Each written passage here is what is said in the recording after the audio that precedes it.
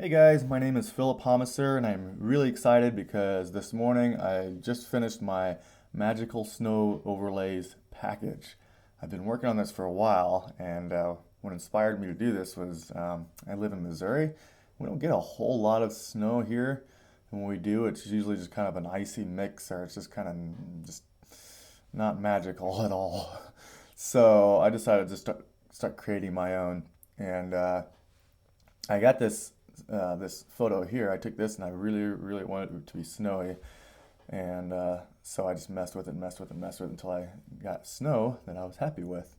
And so instead of stopping there, I just decided to keep on going and making more and more because if this helped me out, I figured it could help other people too. So let's go ahead and jump in, and then I'm going to demonstrate how this package works and what all comes with it. So you'll get a file, and all of these files are in that file. Um, I have heavy snow, light snow, and normal snow. Now what these are, go in here, and each one has 9 overlays, and it starts from background, and it slowly comes all the way to foreground, like really close to the camera here. Now these are all really crisp and just doesn't look like snow right now. And the reason I did this is because I wanted this to be custom, like I wanted you to be able to custom build your own overlays to your scene. Because like there's a focal point in every photo, unless you have your aperture closed down and the whole picture's in focus, then you don't really have to worry about that. But you can take these and mix them around and blur them out and all that. But let me jump back over here. Obviously, you could tell that that was kind of heavy. Then you go normal. Where's my light? My light ones, and of course, it's lighter. And so I start from background, which is farthest point away from the camera, and it goes. Here's middle, which is usually where your focus point is kind of going to be, and then closer to the camera here.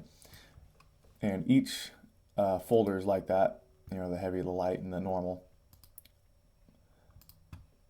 But then I also have a quick overlays here. There's 6 of these quick overlays, and these are the ones that I think will probably be the most useful for you if you don't have time to build your own, or you just don't care, because usually just put one of these on top of there, and they don't look bad at all.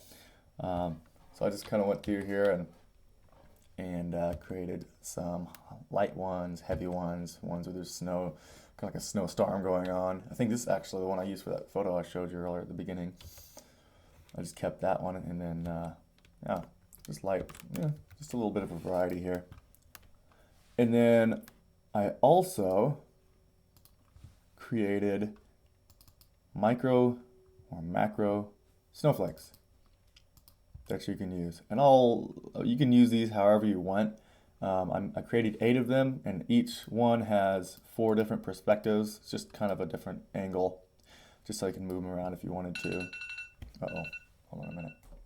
Sorry about that. And I just went through and modeled each one of these snowflakes. I'll just pull one up for you. Whoops, I didn't mean to do that yet. Didn't mean to open that in Photoshop. These are pretty highly detailed. These have a lot of detail in them. I had a lot of fun making them.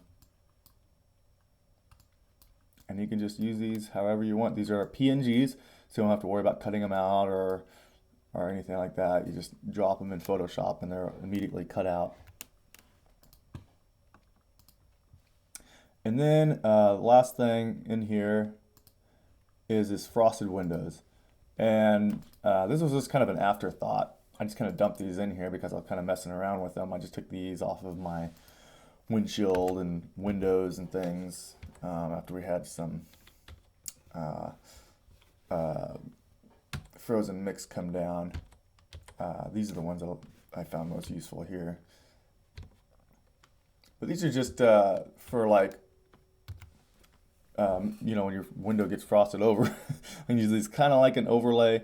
These are just textures. I'll just drop these on a window and then paint them in. And I'll demonstrate that here in a little bit. But first, I want to get started with these snowflakes. Oops. So I'm going to, I'm just going to close this out. I've got this photo opened up. This is without the snow, obviously. And so I'm going to go ahead and demonstrate how you can build your own snow overlay with these. I'm going to start with a heavy one. I'm just going to grab, probably just, actually, which one do I want here? I'm going to open these up. That's the farthest point right here. I think I'll just maybe grab this one. I'm in the bridge over there. If you double click them, it'll pop open in Photoshop. I can grab that and, whoops. And you can just plop it on top of there and switch the blending mode to screen. And it'll put it in there. And what you can do here, since this is the farthest point, this is going to be way back in the background, you can add a mask to that. And let me find my pen. Can paint this off because they're closer. So it's not going to be realistic if you have the snow that's farthest in the scene right in front.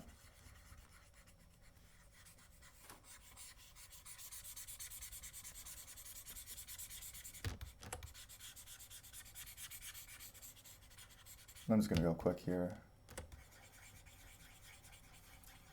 just so I don't take up all your time.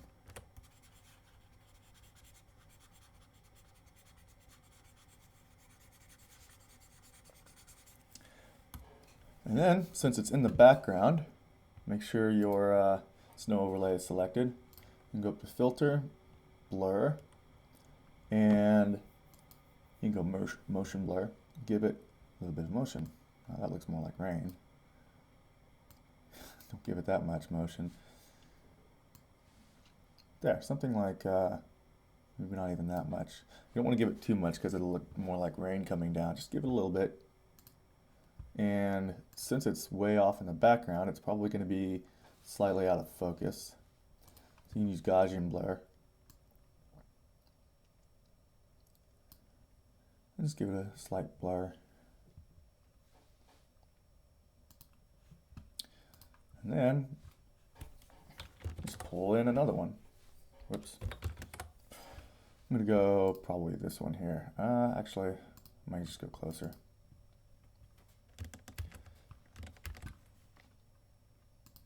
Why do I keep grabbing that? So you can dump that one on top. Go screen. So now this is more in the focus plane, and so I want these to be more in focus. I do want to give them a little bit of a motion blur though. Oh, not a Gaussian blur. Motion blur. So there we go. Let's go ahead and grab one it's going to be closer to the camera. Let's take this closest one here.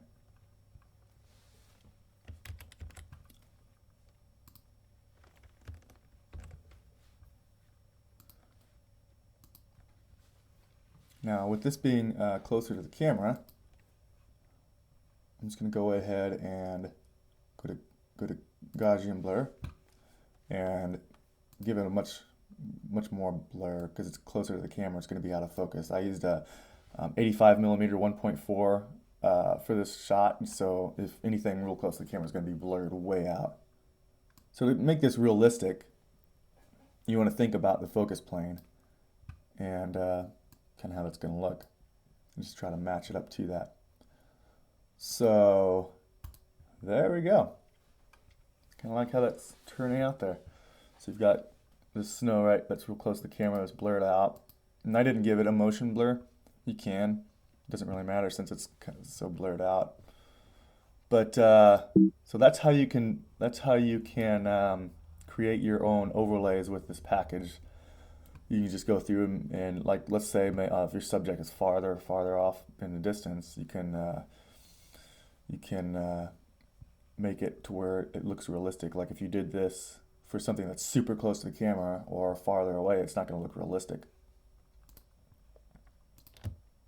So I'm going to go ahead and I'll just close these out. And I'm going to grab one of my quick snow overlays. Now this is, if you're, like I said, if you're in a hurry or whatever, you can just grab one of these and dump that right on top. And you're done. And these will work most of the time. I just kind of did a random, I just kind of put the focus plane kind of in the middle, if that makes sense. So assuming that, like with this shot, they're a little closer probably than what this would work for, but it looks fine. People aren't really going to pay that much attention. I would like to demonstrate now something you can use. Let's take these snowflakes, the macro snowflakes, and just give an example of what you could do with these. I don't know what all you would do with these. I thought it would be neat to have them, and so I went ahead and made a bunch of them. But you can just dump these in Photoshop, and they'll just already be cut out and everything. And you can resize them by using the transform tool, which is right here, or fruit transform. The hotkey is option T. Actually, I'm going to use a different one. I'm going to use this one. Oops. In the back, see. I'll just go through some of these and show you what these are going to look. Each one's going to look like, just real quick.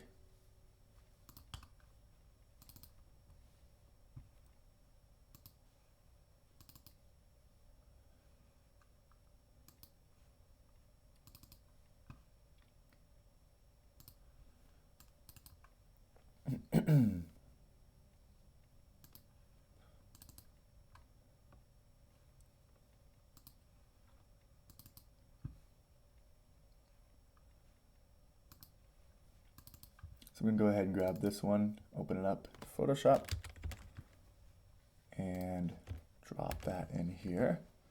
I'm just going to give a quick example of something you can do with one of these. I'm just going to, I don't know, rotate it around, move it, scale it.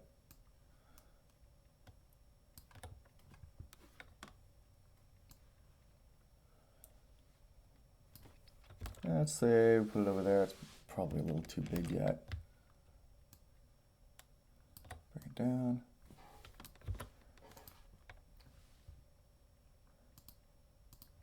I'm just going to make a stamp layer for these. Oops. Just going to delete these. I don't know why. For some reason my computer's going really slow this morning.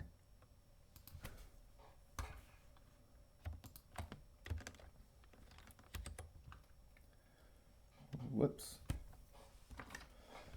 Okay. I'm going to take the background and blur it way out to make it look like we're focused on the snowflake. Ah, there we go. So there's something you can do with that.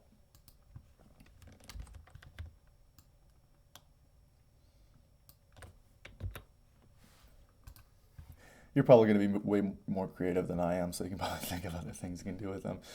I just thought, I mean, you can use them for macro shots, you can use them for overlays. So they're in there, just in case. These frosted windows, I'm going to give a quick example of what you can do with these. I will open up this one. And these windows that keep popping up. I needed to find a window, so I dug and dug. My photos are trying to find one. I found this. This probably won't be a very good example, but I'll go ahead and use it anyway. Just drop that in there, and turn the opacity down so I can see what I'm doing. And this is going to be perfect. I'm just going to put this in here.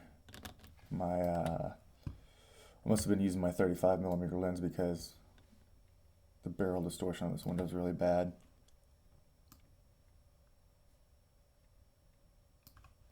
I'm not going to try to match it up right now. I'm just going to put it in there.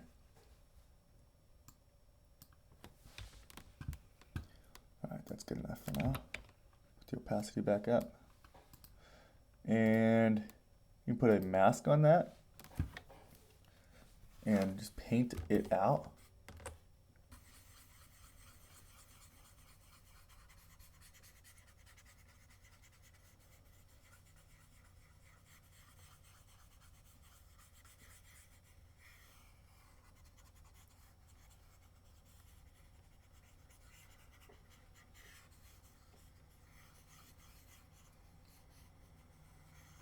Do something like that, and you could drop a snow overlay on that.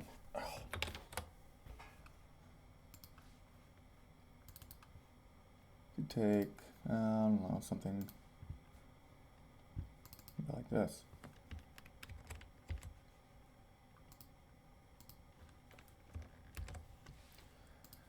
Drop that in there.